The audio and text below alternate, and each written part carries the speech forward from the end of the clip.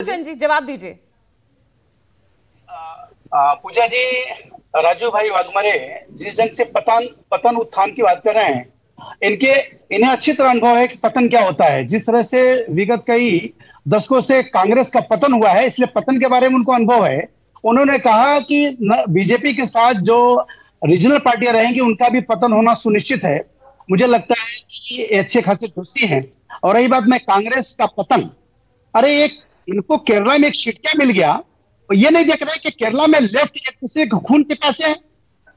अब मैं बात करना चाहूंगा पांडे जी जिस ढंग से कह रहे थे शिवसेना के बारे में कि जो आदरणीय एकनाथ शिंदे साहब उद्धव साहब के नहीं हो सके, अरे उद्धव साहब की बात कहां आती है।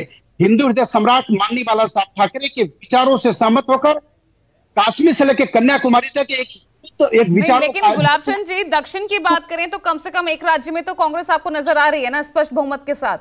जहां आप थे, आप तो वो राज्य भी आपके हाथ से निकल चुका। पूजा जी, वहां 26 सीट है। आने वाले 2024 की बात हो रही। जिस ढंग से रणनीति ये हैदराबाद में बनाने जा रहे हैं, ये इनका मिथ्या हुए।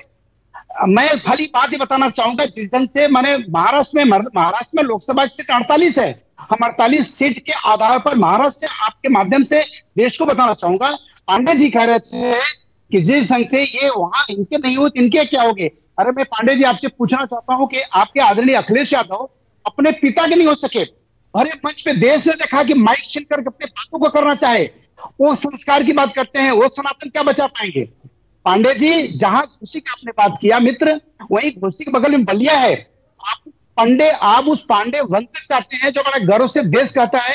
वंदे मातरम कहने वाला इस देश में कोई माइक लाल था, वो आदमी सिंह क्रांतिकारी मंगल पांडे थे। ठीक है पांडे जी, जवाब दीजिए। कीर्तिनिधि जी देखिए दो बातें बहुत महत्वपूर्ण है। एक, निगत अब्बास जी ने कहा कि कांग्रेस की जो स्थिति है इसलिए सब लोग एकत्रित होते रहे, बड़ी कमजोर स्थिति है। इनके नेता और इस देश के प्रधानमंत्री माननीय मोदी जी ने सदन से लेकर के सदन के बाहर तक कहा, एक अकेला सब पर भारी। और एकाएक जैसे इंडिया गठबंधन की दूसरी बैठक होनी थी, सेम डे में बैठक करके बताना पड़ा साहब हमारे साथ 38 दल हैं, हमारा गठबंधन 38 दलों का है। और ऐसा गठबंधन कोई देश में नहीं है। जो एक अकेला सब पर भारी था, उसकी स्थिति यह है देश के अंदर। इसी से उसके ताकत का अंदाजा लगाया जा सकता है। और इस देश के अंदर चेहरे पे नहीं, मुद्दों पर चुनाव होगा। बेरोजगारी, महंगाई, जो सब निगाह जी सब उपलब्धि बता रही थी। ये नहीं बताया कि 400 का सिलेंडर हम 1000 में बेचते हैं। ये नहीं बता पा रहे कि हम 60 रुपए का डीजल 100 रुपए में दे रहे हैं, 60 रुपए का पेट्रोल 100 रुपए में दे रहे हैं। ये नहीं बता पा रही है। जीएसटी से व्यापारी परेशान है, नहीं बता पा रही है। इनके प्रधानमंत्री किसानों की आय दुगनी नहीं कर पाए, ये नहीं बता पा रहे। इनके पास, इनके अलायंस पार्टनर के पास केवल धर्म, जात, हिंदू, मुसलमान, पाकिस्तान, ये 5-6 शब्द हटा दीजिए, इनके पास कोई मुद्दा ही नहीं जिस पे बात कर। और ये बात देश की जनता बेहतर तरीके से जानती है और उसका पता 2024 में दिखेगा। ठीक है, मैं इस बीच अपने सहयोगी का रुख करना चाहूंगी। संजीव, बेशक आज सीडब्ल्यूसी की बैठक पर सबकी नजर रहेगी, लेकिन कल की भी तस्वीर जो है वो बेहद दिलचस्प होगी। जब एक तरफ कांग्रेस तो अपनी 6 गारंटीज यहां पर गिनाती नजर आएगी, तो वहीं मैदान में अमित शाह भी होंगे, AIMIM भी होगी, KCR के भी कार्यक्रम होंगे, सब जनता के बीच होंगे। यहाँ कल देखिए 17 सितंबर है और 17 सितंबर जो है वो 75 साल पहले भारतीय यूनियन में हैदराबाद स्टेट के विलय का दिन है। उसे एक यहाँ इंडिपेंडेंस डे के तौर पर मनाया जाता है।